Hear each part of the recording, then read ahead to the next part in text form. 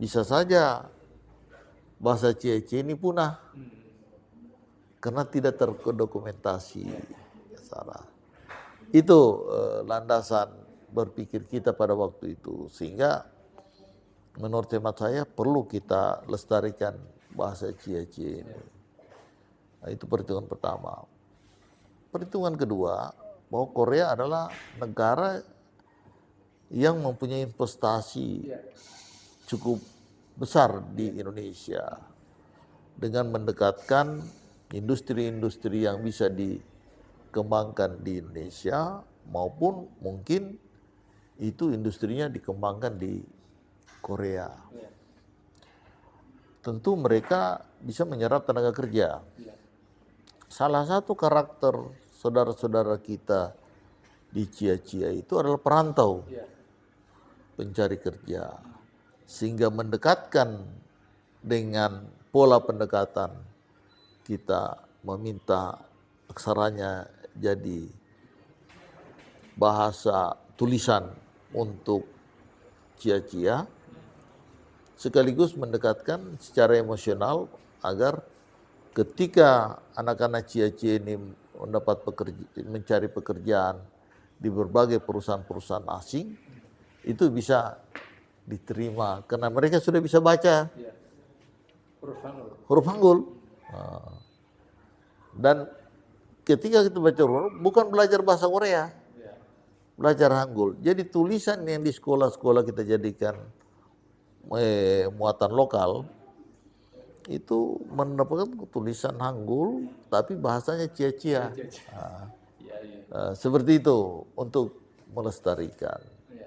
Momentum ini sebenarnya bisa kita gunakan sebagai satu instrumen daya tarik untuk wisata. Tetapi ingin saya katakan bahwa tidak sedikit yang S2 dan S3 mengambil kasus ini sebagai bahan tesis atau disertasi. Ya, sehingga secara sederhana ingin kita katakan bahwa Cia-Cia itu sudah masuk dalam diskusi global. Dan ini salah satu rantai pengikat kita masa depan. Mungkin sebelum ke pertanyaan terakhir, Pak, dengan semua strategi ini kan berarti telah membuat Bau-Bau ini bukan sebagai daerah otonom, Pak, tapi dia latihan untuk menjadi calon ibu kota provinsi. Artinya dia ini perannya bukan lagi peran daerah otonom tingkat 2, tapi sudah calon ibu kota. Berarti kan gimana Pak ini Bapak melihat arah kota Bau-Bau ini sehingga bisa memainkan peran itu yang sudah Bapak letakkan fondasi sejak awal tadi? Jadi kalau kita bicara secara kewilayahan, Bau-Bau itu bukan nanti kita jadi wali kota baru dia peran ke pemerintahan. Bau-Bau ini sudah mengantarkan Buton yang besar ini dalam sejarah panjangnya sebagai satu kawasan yang punya peran-peran strategis di masanya. Kami datang sebagai kepala daerah sebenarnya dengan membaca potensi sejarah panjangnya daripada bumi Bau-Bau itu sendiri. Bahwa di Bau-Bau inilah yang sebagai wilayah administratif, raja-raja Buton itu berkedudukan di sini. Ya. Dia mempunyai peran yang besar. Sampai diplomasinya yang begitu kuat, kita tidak masuk dalam bahwa kita dijajah Belanda. Ya kan? Itu kan ada peran-peran kepemerintahan yang kuat.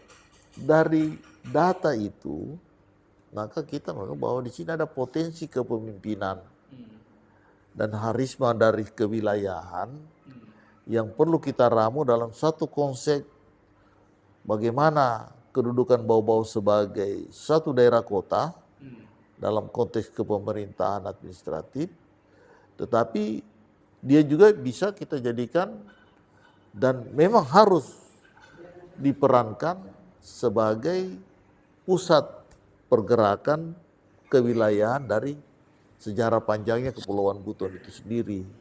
Sehingga dalam konteks kekinian, dia harusnya sebagai suatu wilayah administratif otonom sendiri, sebagai daerah provinsi. Kalau kita ingin lebih bangun dalam konteks Sulawesi Tenggara, saya kira kita harus untuk sepakat bersama bahwa Sulawesi Tenggara ingin maju, saya kira harus dua mesin, mesin daratan dan mesin kepulauan untuk mengantar Sulawesi Tenggara yang punya posisi strategis dan sejarah panjang seperti itu. Nah, mungkin terakhir Pak, apa yang Bapak mau sampaikan kepada masyarakat yang ada di Sulawesi Tenggara pada saat usianya yang saat ini ke 62 tahun menuju hari ulang tahun Indonesia yang ke-81 dan menuju Indonesia Emas 19 tahun lagi pada tahun 2024. Apa yang Bapak mau sampaikan? Ya, saya ingin mengatakan bahwa April yang lalu 62 tahun Sulawesi Tenggara sebagai provinsi dengan berbagai kelebihannya. Tetapi di balik kelebihan itu ada, mungkin kita bisa katakan, hal-hal yang perlu kita hadirkan ke depan. Nah, kita harus jujur bahwa Sulawesi Tenggara itu maju dari tahapan-tahapan yang dengan sekian kepala daerah gubernur. Kita tidak mengatakan bahwa gubernur ini yang terbaik, semua kita anggap terbaik. Sudah melahirkan. Tetapi tantangan kita ke depan jauh lebih besar. Yang pertama, bahwa infrastruktur Sulawesi Tenggara ini belum bisa memberikan dukungan fasilitas untuk gerak dinamika ekonomi Sulawesi Tenggara yang begitu potensial. Yang kedua, ada beberapa perlu dipertimbangkan kebijakan di dalam pengelolaan sumber daya alam yang dimiliki Sulawesi Tenggara, jangan terlalu terburu-buru. Harus dalam kajian-kajian yang benar-benar bisa menghasilkan bahwa ini memang sudah bisa dilakukan eksploitasi maupun hal-hal lain. Karena kita tahu bahwa dengan pengelolaan sumber daya alam seperti nikel yang hari ini memberikan suatu tanda tanya besar juga. Karena hampir di sekitar areal tambang itu ada penurunan kualitas lingkungan dari masyarakat yang ada di sekitarnya. Dan ini jadi tantangan yang harus menjadi pemikiran bagi kita semua. Yang terakhir, saya kira perlu kita mempertimbangkan Sulawesi Tenggara ini bukan saja karena sumber daya alam yang bisa kita eksploitasi sebagai komoditas nasional maupun global, tapi ada potensi yang tidak kalah besarnya, yaitu menjadikan Sulawesi Tenggara itu tujuan untuk berkunjung, baik itu untuk wisata maupun tujuan-tujuan penelitian dari berbagai potensi yang dimiliki.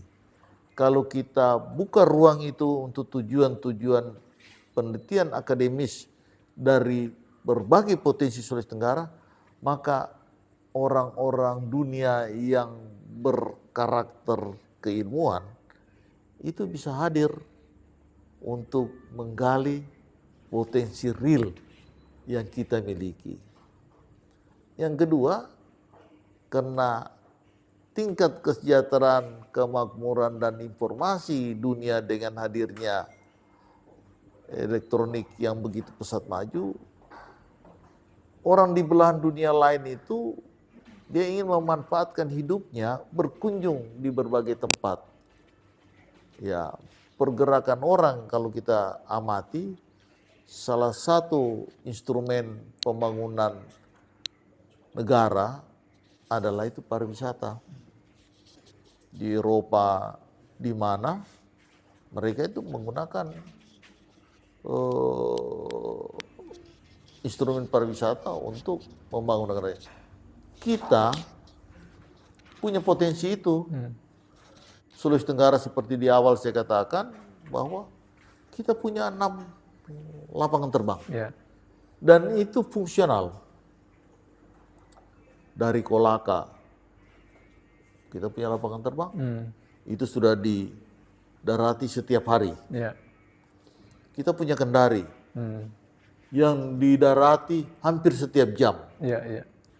Ya toh? Kita punya lapangan terbang di Pulau Muna, itu sudah didarati bisa setiap hari. Kita punya lapangan terbang di Bau-Bau, yang sekarang itu sudah didarati setiap hari.